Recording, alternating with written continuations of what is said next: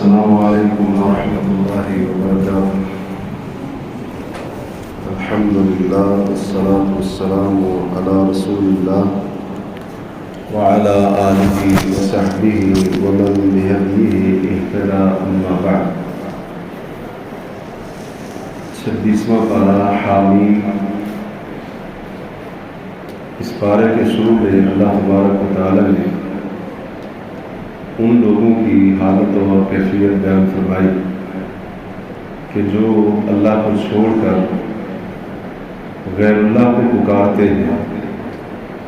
فرمایا کہ ان سے زیادہ گمراہ کون ہو سکتا ہے جو اللہ کو چھوڑ کر ان سے دعائیں کرتے ہیں، ان کو پکارتے ہیں کہ جو ان کی پکار کا جواب قیامت تک نہیں دے سکتی۔ وَهُمْ عَنْ دُعَائِهِمْ غَافِلُونَ، اور وہ ان کی پکار سے غافل اور لاپرواہ ہے۔ جن کو اللہ کے سوا پکارا جاتا ہے، اللہ کا قرآن کہہ رہا ہے کہ وہ پکارنے والے کی پکار نہیں سنتے ہیں۔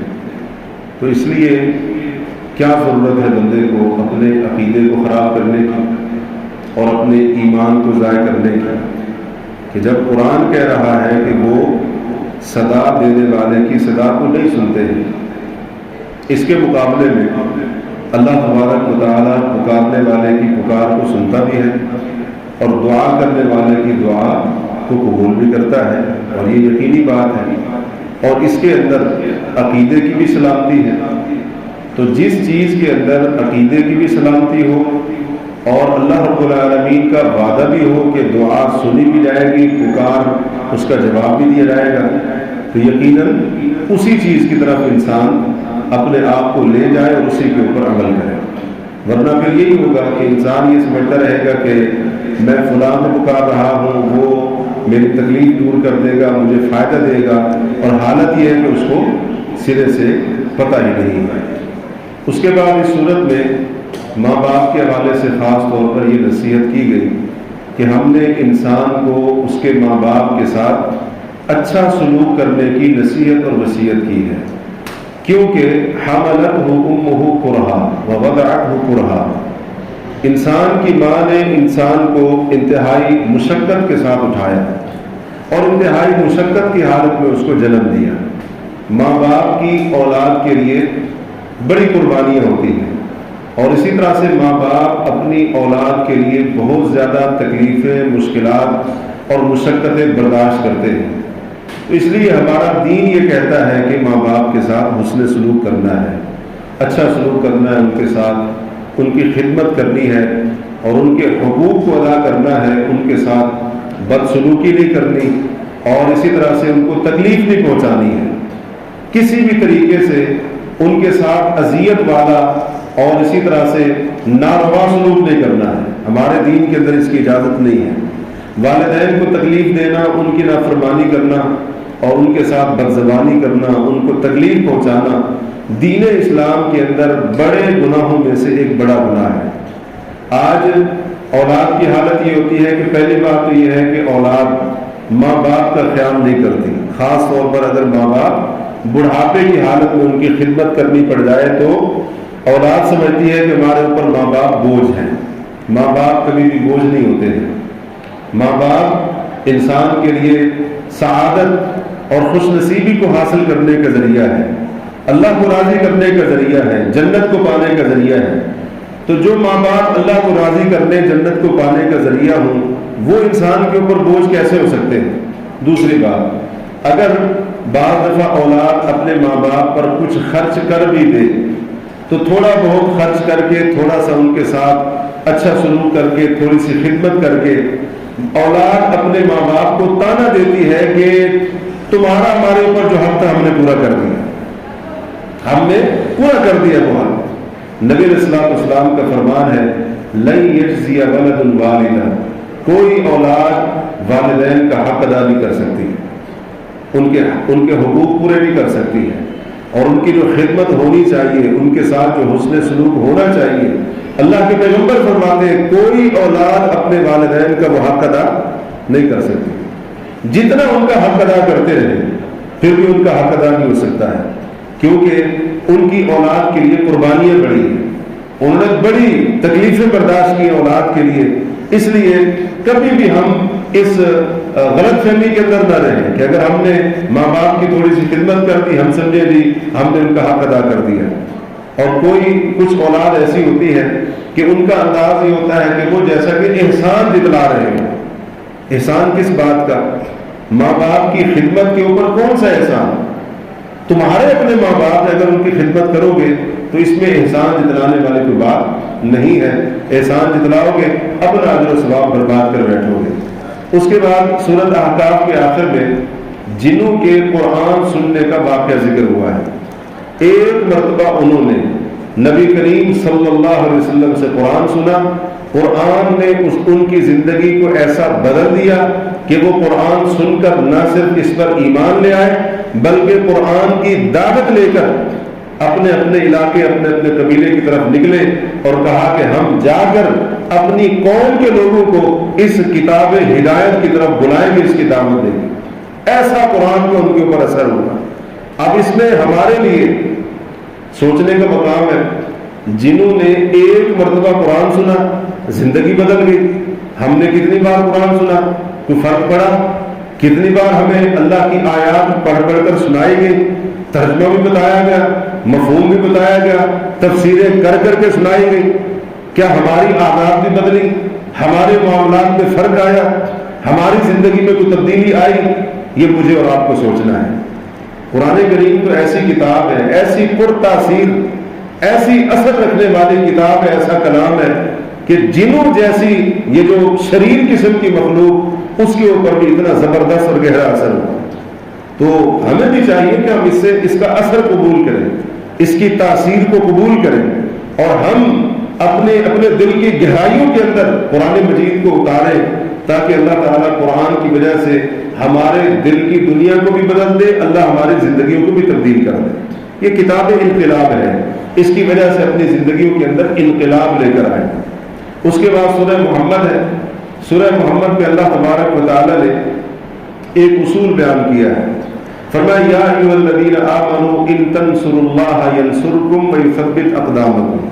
اے ایمان والو، اگر تم اللہ کی مدد کرو گے اللہ تمہاری مدد کرے گا اور تمہارے قدموں کو جما دے گا. اللہ کی مدد کرو گے کیا مطلب؟ اللہ کمزور ہے، اللہ کو اپنے بندوں کی مخلوق کی مدد کی ضرورت ہے. کیا وہ ہماری مدد کا محتاج ہے؟ ہرگز نہیں. اللہ کی مدد کرو مطلب اللہ کے دین کی مدد کرو. اللہ کے دین کی مدد کرو گے اللہ تمہاری مدد کرے گا. یہاں بھی ہمارے لیے لمحہ فکریہ ہے. ہم نے اسلام کے لیے کیا کیا ہے؟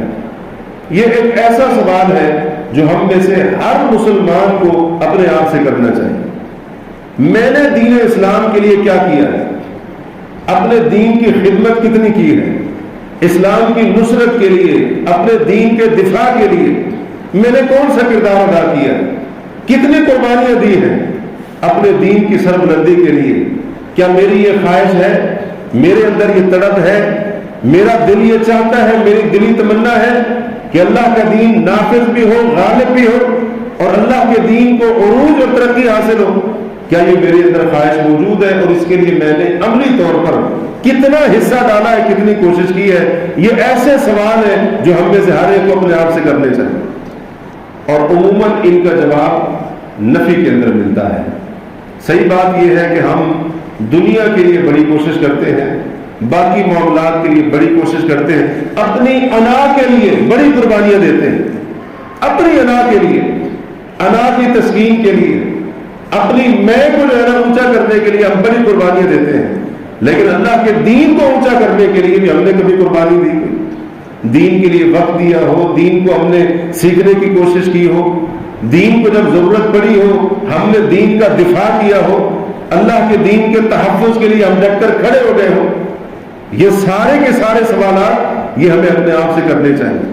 اور یاد رکھیں ہماری شان، ہماری عزت، ہمارا وقار اور ہم مسلمانوں کا نام صرف اسلام کی وجہ سے. اسلام نہیں ہے ہماری کوئی عزت نہیں، کوئی مقام نہیں ہے دین کے بغیر. تو ہمیں دین کے اوپر فخر کرنا چاہیے اور اسلام کی خدمت کر کے ہمیں اپنے لیے یہ اعزاز تصور کرنا چاہیے، دنیا کے بڑے سے بڑے انعام سے بھی زیادہ ہمیں فخر ہو کہ میں نے اللہ کے دین کے لیے کوشش کی ہے اور اسلام کی سربلندی اور اس کی خدمت کے لیے میں نے محنت کی۔ حالت یہ ہے کہ چاہیے تو یہ تھا کہ ہم خود دین کی خدمت کرتے ہیں، لیکن ہماری حالت یہ ہے جو دین کی خدمت کرنے والے ہم انہیں کی ٹانگیں کھینچتے ہیں، ہم انہیں کو تانے دیتے ہیں، کوئی مولوی کہتا ہے، کوئی ملا کہتا ہے، کوئی دہشت گرد کہتا ہے، کوئی پتہ نہیں کیا کچھ کہتا ہے، کوئی اسلام کا ٹھیکیدار کہتا ہے۔ اس قسم کے ہم نے تانے بنا رکھے ہیں ایسے لوگوں کے لیے، اس قسم کی لعنت ملامت والے الفاظ اور جملے اور سلوگن ہم نے تیار کر رکھے ہیں ایسے لوگوں کے لیے۔ خود بھی دین کی خدمت نہیں کی، اور جو تھوڑی بہت دین کی خدمت کر رہے ہیں، اسلام کی نصرت، دفاع، تحفظ کے لیے کھڑے ہوئے ہیں، ہم ان کا جینا بھی حرام کر دیتے ہیں۔ تو اللہ کی مدد کیسے آئے گی؟ ثابت قدمی کیسے حاصل ہوگی؟ اللہ کے دین پر ڈٹ کر رہنا چاہتے ہیں، اللہ کے دین کی خدمت کریں۔ اللہ کی مدد حاصل کرنا چاہتے ہیں، قرآن نے اصول بیان کیا ہے کہ تم اللہ کے دین کی مدد کرو اور اللہ کے دین کی خدمت کرو۔ تو یہ چیز بھی ہمارے لیے بہت زیادہ ضروری ہے۔ دین کی خدمت سے اگر منہ موڑیں گے، اللہ دنیا میں بھی ذلیل کر دے گا، آخرت میں بھی رسوا کر دے گا۔ دین کی خدمت کریں گے، اللہ تعالیٰ دنیا میں بھی عزت عطا فرمائے گا اور آخرت میں بھی اللہ تعالیٰ بلندیاں اور اونچا مقام عطا فرمائے گا۔ اس کے بعد یہاں پر ایک اور بات ذکر کی گئی ہے جو آج کل کے حالات کے حوالے سے بڑی قابل غور ہے۔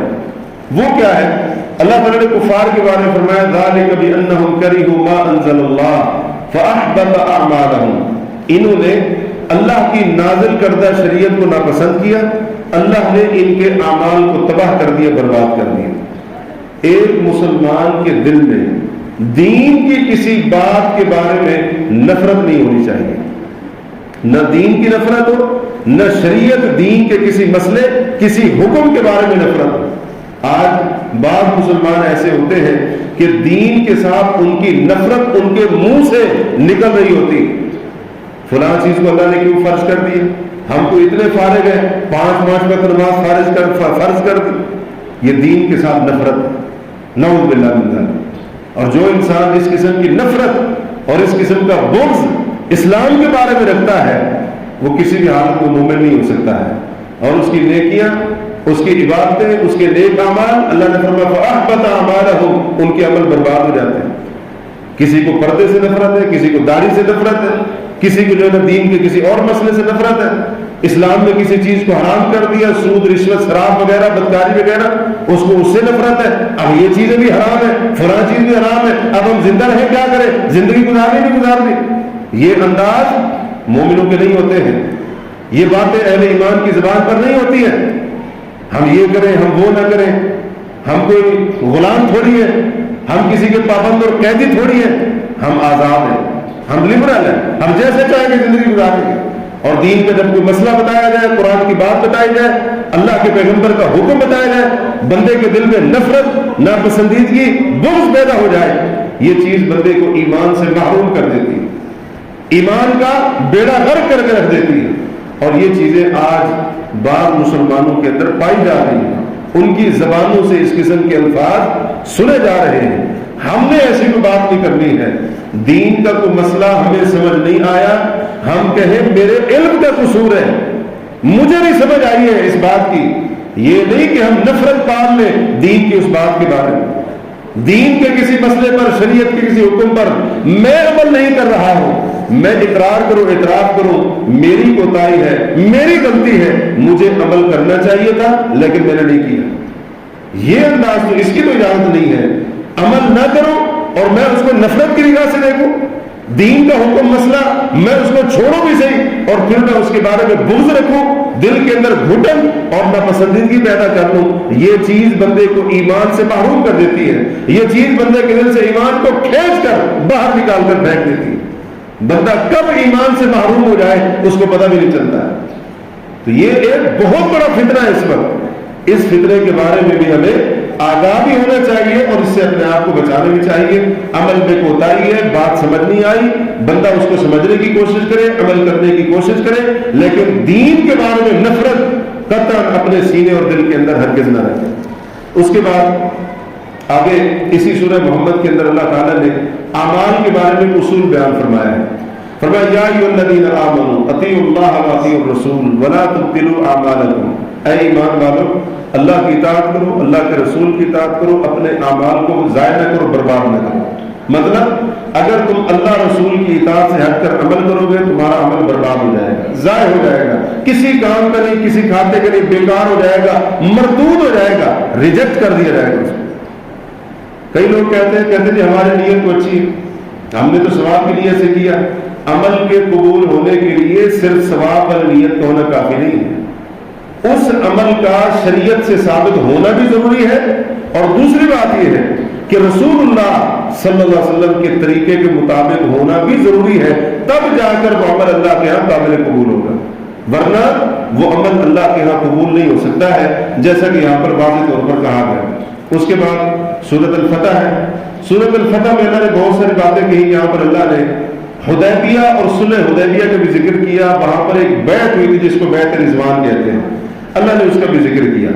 فرمایا لقد رضی اللہ عن المؤمنین اذ یبایعونک تحت الشجرہ، البتہ تحقیق اللہ راضی ہو گیا ان مومنوں سے جنہوں نے آپ کے ہاتھ پر درخت کے نیچے بیعت کی، اس کو کہتے ہیں بیعت رضوان۔ صلح حدیبیہ کا مقام ہے، وہاں پر ایک درخت، اس کے نیچے بیٹھ کر 1400 یا 1500 صحابہ کرام رضی اللہ عنہ اللہ کے پیغمبر کے ہاتھ کے اوپر ہاتھ رکھ کر بیعت کر رہے ہیں، بیعت رضوان۔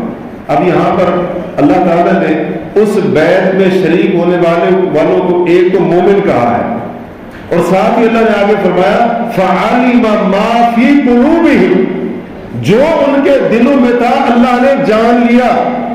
ایمان کی گواہی بھی دی، اور اللہ نے فرمایا ان کے دلوں میں بھی ایمان تھا۔ کچھ لوگ ایسے ہیں جو کہتے ہیں صحابہ سارے کے سارے اوپر سے اسلام لائے ہوئے تھے سوائے چند ایک کے، جیسے اللہ کے نبی کی وفات ہوئی سارے کے سارے کیونکہ پہلے سے منافق تھے لہذا آپ کی وفات کے بعد سارے کے سارے مرتد ہو گئے۔ وہ شخص قرآن کو جھٹلا رہا ہے، وہ اللہ کے علم کو جھٹلا رہا ہے۔ اللہ تعالیٰ نے فرمایا فَعَلِمَ مَا فِي قُلُوبِهِمْ، جو ان کے دلوں میں تھا اللہ نے معلوم کر لیا، اس لیے تو اللہ نے ان کے ایمان کی بھی گواہی دی، اور ساتھ ہی فرمایا لقد رضی اللہ، اللہ ان مومنوں سے راضی ہو گیا۔ ایمان کی گواہی بھی آ گئی، اور اللہ تعالیٰ ان مومنوں سے راضی ہو گیا، جن سے اللہ راضی ہو گیا ان کے ساتھ دشمنی پال کر ہمیں کیا ملے گا سوائے ایمان کی بربادی کے، سوائے دین اور آخرت کے نقصان کے۔ اور اللہ تعالیٰ نے اسی سورت کے آخر میں سورۃ الفتح کے آخری آیت میں فرمایا وعد اللہ الذین آمنوا وعملوا الصالحات منہم مغفرۃ واجرا عظیما، ان میں سے یعنی صحابہ میں سے جو ایمان والے عمل صالح کرنے والے، اللہ نے ان سے بخشش کا وعدہ کیا ہے اور اجر عظیم کا وعدہ کیا ہے۔ آج کچھ لوگ ایسے ہیں جو صحابہ کرام رضی اللہ عنہ کی بعض وہ غلطیاں جو بتقاضۂ بشریت ان سے سرزد ہوئی، ان غلطیوں کو بہانہ بنا کر ان کے ایمان پر زبان درازی کرتے ہیں، ان کے عمل کے اوپر، ان کے تقوی دینداری کے اوپر وہ زبان درازی کرتے ہیں، کہتے ہیں جی ان کے اندر بعد میں دنیا داری آ گئی تھی، دنیا کی محبت آ گئی تھی، یہ ہو گیا تھا، وہ ہو گیا تھا، اس قسم کی باتیں کرتے ہیں۔ اللہ رب العالمین نے تو یہاں پر فرمایا اللہ نے صحابہ کے ساتھ مغفرت کا وعدہ کر رکھا ہے، اگر ان سے کوئی غلطی ہوئی بھی ہے اللہ کی طرف سے وعدے ہو چکے ہیں، اللہ تعالیٰ ان کو بخش دے گا، معاف کر دے گا۔ تو اس لیے ان کے بارے میں زبان درازی کر کے ہمیں کچھ نہیں ملنے والا ہے۔ آج کچھ لوگ ایسے ہیں جو بڑے بظاہر امت کے خیر خواہ بن کر امت کے ایمان کا بیڑا غرق کر رہے ہیں، اپنے ایمان کو تو تباہ کر دیا، لوگوں کے ایمان کو بھی برباد کرنے پر تلے ہوئے ہیں۔ اب نعرہ انہوں نے کیا لگایا؟ انہوں نے نعرہ لگایا کہ ہم فرقہ واریت کا خاتمہ کریں گے۔ فرقہ واریت کا خاتمہ کیسے کریں گے؟ صحابہ کے اوپر زبان درازی کر کے، حضرت امیر معاویہ کے اوپر زبان درازی کر کے، سیدہ عائشہ ام المؤمنین پر زبان درازی کر کے، حضرت عمرو بن عاص، مغیرہ بن شعبہ، ابو موسیٰ اشعری رضی اللہ عنہ، ان جیسے بڑے بڑے صحابہ، ان کے اوپر زبان درازی کرتے ہیں، ان کی گستاخی کرتے ہیں، توہین کرتے ہیں، اور کہتے ہیں کہ ہم فرقہ واریت کا خاتمہ کر رہے ہیں۔ یہ فرقہ واریت کی آگ کو بھڑکانا ہے، یہ فرقہ واریت اس طرح سے ختم نہیں ہوگی۔ ان میں سر فہرست آج کل نام ہے انجینئر محمد علی مرزا کا۔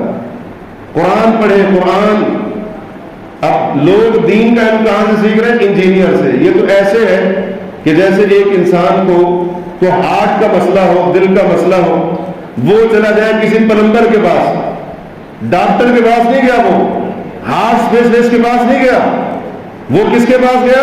ایک پلمبر کے پاس، جس کو ہارٹ کی بیماری کی الف بے کا بھی پتہ نہیں ہے، کچھ بھی پتہ نہیں ہے اس کو، اس کے پاس چلا گیا اور پلمبر کو جا کر کہے جی آپ میرا دل چیک کر کے بتائیں مجھے دل کی کون سی بیماری ہے۔ وہ پلمبر ہتھوڑا مار کے اس کو موت کے گھاٹ تو اتار سکتا ہے، دل کی بیماری کو بھی نہیں بتا سکتا۔ انجینئر جو ہو، جس نے علم پڑھا ہی نہیں ہے، جس کو پتہ ہی نہیں ہے، علم کی خوشبو تک بھی جس کو نہیں آئی ہے، وہ اب ہمیں بتائے گا صحابہ کے بارے میں اور احادیث کے بارے میں، جی حوالے پڑے دیتا ہے، حوالے پڑے دیتا ہے، گڑبڑ کہاں پہ کرتا ہے، ڈنڈیاں کہاں پہ مارتا ہے، آپ کو نہیں پتا ہے، جی حق بیان کرتا ہے، وہ جو مولوی حق چھپاتے وہ بیان کرتا ہے، اچھا بڑا حق وہ ہے، ذرا پھر اس سے یہ حدیثیں پوچھ کر دیکھیں، رسول اللہ نے فرمایا ہے لا تسبوا اصحابی، میرے صحابہ کو برا بھلا نہ کرو۔ اللہ کے نبی نے فرمایا ہے اترکوا لی اصحابی، میری وجہ سے میرے صحابہ کو چھوڑ دے، کچھ نہ کہنا میرے صحابہ کو۔ یہ حدیثیں نہیں ہیں، یہ اللہ کے رسول کے فرامین ہے۔ اس قسم کی حدیثیں کیوں نہیں بیان کرتا؟ نبی علیہ الصلوۃ والسلام نے فرمایا اذا ذکر اصحابی فامسکوا، جب میرے صحابہ کے ذکر آئے زبانیں گنگ ہو جائیں، منہ کے اوپر تالے لگ جائیں، میرے صحابہ کے بارے میں کوئی بات نہ کرنا۔ یہ اللہ کے نبی کی فرامین نہیں ہے، اس قسم کی حدیثیں یہ حق بات نہیں ہے، لیکن انجینئر مر تو سکتا ہے، اس طرح کی حدیثیں بیان نہیں کر سکتا، کیونکہ اس کو پتا ہے جس فتنے کی عمارت میں نے کھڑی کی ہے، اگر یہ حدیثیں بیان کروں گا جن احادیث سے صحابہ کا ادب، صحابہ کی تعظیم اور ان کے احترام کا پہلو سامنے آتا ہے، اللہ کے نبی کا یہ بھی حکم ہے، اس کو پتا ہے کہ ساری کی ساری فتنے کی عمارت ایک سیکنڈ سے پہلے دھڑام ہو کر گر جائے۔ بڑے ہاتھ کو آ گئے 40 سال جنہوں نے لوگوں کو قرآن پڑھایا ہو، اللہ کے نبی کی حدیث پڑھائی ہو، کبھی امانت کے اندر خیانت نہ کی ہو، وہ سارے کے سارے دین کے معاملے میں بددیانت ہو گئے، اور دین کا علم اسی کو آ گیا، اسی کو دین کی سمجھ آ گئی۔ اور یاد رکھیں گستاخان صحابہ یہ ان کا سہولت کار ہے، یہ بظاہر اوپر سے علم کا نعرہ لگا کر پتہ نہیں کون کون سے نعرے لگا کر صحابہ کا گستاخ ہے اور لوگوں کو بھی صحابہ کا گستاخ بنا رہا ہے۔ یہ حالت ہے ان لوگوں کی۔ تو قرآن کی طرف آئے، اللہ فرما رہے لقد رضی اللہ عن المؤمنین، بھئی جب اللہ نے سرٹیفکیٹ دے دیا اللہ ان سے راضی، اللہ ان سے راضی، رضی اللہ عنہم ورضوا عنہ، اللہ ان سے راضی وہ اللہ سے راضی۔ اللہ نے جب یہ گارنٹی دے دی وعد اللہ الذین آمنوا وعملوا الصالحات منہم مغفرہ، بخشش کے اللہ نے وعدے کر رکھے ہیں۔ پھر جناب جنگ جمل کے اندر وہ صحابی تھا حضرت زبیر کے اوپر زبان درازی، نبی علیہ الصلوۃ والسلام کے حواری 10 مبشرہ میں سے ایک، اور دیگر صحابہ کے بارے میں جنگ صفین کے اندر فلاں شریک تھا، زبان درازی بندہ کرنا شروع کر دے، یہ قرآن کے ساتھ کھلی بغاوت ہے۔ اللہ تو فرما رہے اللہ نے ایمان والوں کے ساتھ، عمل صالح کرنے والوں کے ساتھ، جو ان میں سے صحابہ میں سے، اور اگر صحابہ مومن نہیں، اللہ کی قسم روئے زمین کے اوپر کوئی مومن نہیں، اور صحابہ اگر عمل صالح کرنے والے نہیں تھے پھر میرے اور آپ کے عمل کی بھی کوئی حیثیت، کوئی اوقات نہیں۔ اللہ نے ان سے بخشش کے وعدے کر رکھے، ہم زبان درازی کر کے کیا کریں؟ اللہ کا وعدہ ہے بخش دوں گا، ان کو معاف کر دوں گا کوئی غلطی ہوئی۔ ہم کہیں جی نہیں فلاں صحابی نے یہ غلطی کی، فلاں صحابی نے یہ غلطی کی، فلاں نے ایسے کیا، فلاں نے ایسے کیا، اس سے ہم اپنی نیکیوں کو تباہ کر دیں گے، اپنے ایمان کو برباد کر کے رکھ دیں گے۔ اس لیے امام طحاوی رحمہ اللہ نے اپنی عقیدے کی کتاب کے اندر بڑی خوبصورت بات کہی، کہا فحبہم دین و ایمان و احسان، صحابہ کے ساتھ محبت دین بھی ہے، ایمان بھی ہے اور احسان و اخلاص بھی ہے، وبغضہم کفر و نفاق و طغیان، صحابہ کے ساتھ بغض اور عداوت رکھنا یہ منافقت بھی ہے، کفر بھی ہے اور یہ سرکشی بھی ہے۔ تو یہ صحابہ کرام کے بارے میں اس قدر واضح انداز میں قرآن نے یہ باتیں کہی ہیں، تو قرآن کی طرف ہمیں آنا چاہیے۔ صحیح احادیث جن میں صحابہ کے فضائل بیان ہوئے ہیں، صحابہ کرام رضی اللہ عنہ کا مقام اور مرتبہ بیان ہوا ہے، اہل علم ان سے پڑھیں، اور جو احادیث کا علم رکھنے والے ہیں ان سے معلوم کریں ان احادیث کا کیا معنی ہے۔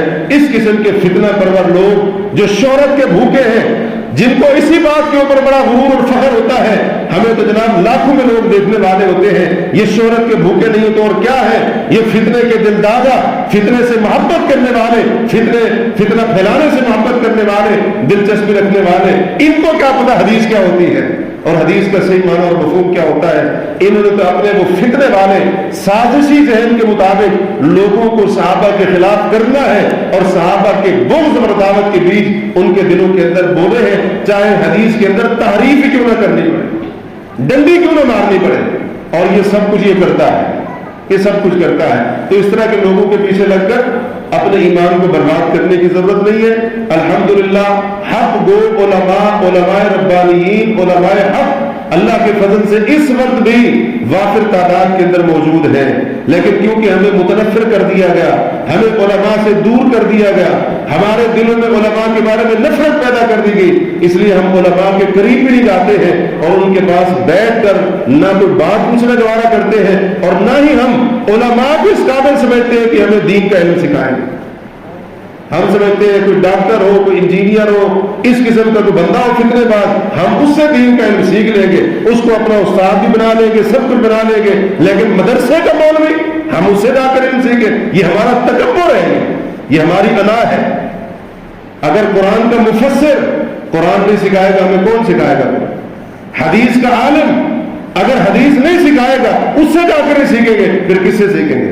پھر اسی طرح کے لوگ سکھائیں گے جو اپنے دین ایمان کا بھی نقصان کرتے ہیں، ہمارے دین ایمان کا بھی نقصان کرتے ہیں۔ یہ تو شہرت کے بھوکے ہیں، ان کو ہمارے دین ایمان کی کوئی فکر نہیں ہے، ہمیں اپنے دین اور ایمان کی فکر کرنی ہوگی۔